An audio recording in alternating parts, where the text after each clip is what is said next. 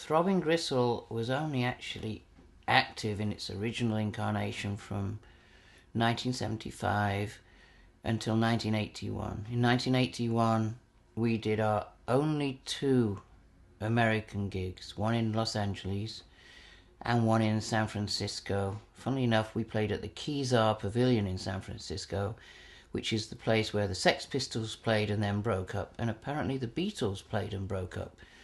And that was why we chose to play there and break up, because we decided to break up anyway, and we thought it was historically appropriate with our grandiosity. But those 2 concerts in America, we've been told since, were very important, that a lot of people were there in LA and San Francisco who went on to form what became American industrial bands.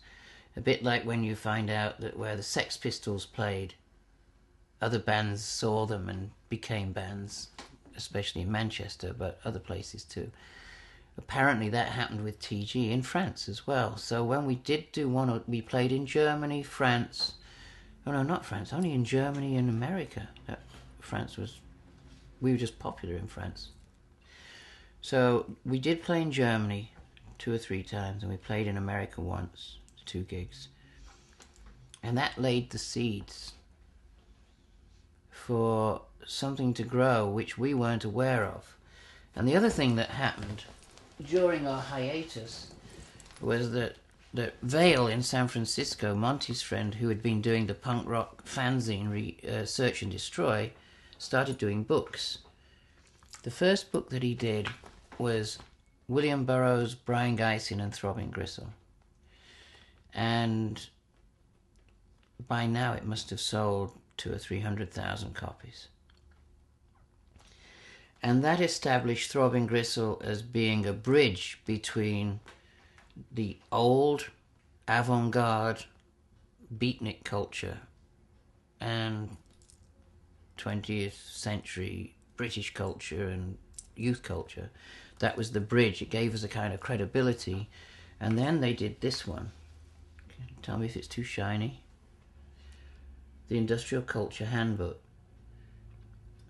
And it has Throbbing Gristle, Cabaret Voltaire, SPK, Zev, Non, Boyd Rice, Monty Kazaza, Mark Pauline of Survival Research Labs, Sordide Sentimental, who issued singles by Throbbing Gristle and Joy Division, and Joanna Wendt, who was a performance artist in America.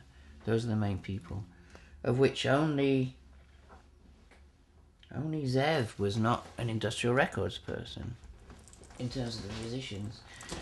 That book went all over America. They had very good distribution, and because it didn't have any sound with it, people's interpretation of the message in it was very sort of personal and unique. Each person took it to mean something different.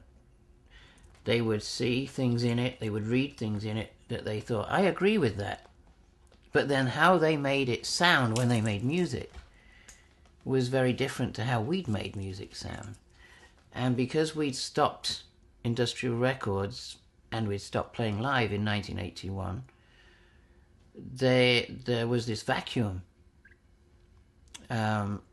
Basically, most of what they could get hold of Throbbing Gristle was bootlegs. So TG became this very ghost-like influence. But it was a bit like we were talking about at the beginning, that suddenly there was this level playing field again, and anything was possible.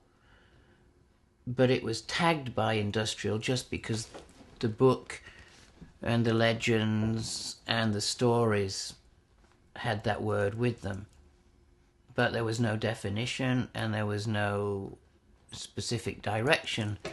And so people were very free to make their own version of what they decided to still call industrial. And as to why they chose to do that we don't know. It's very nice that they did, but we don't know why they felt that word still worked for what they created. But obviously people did.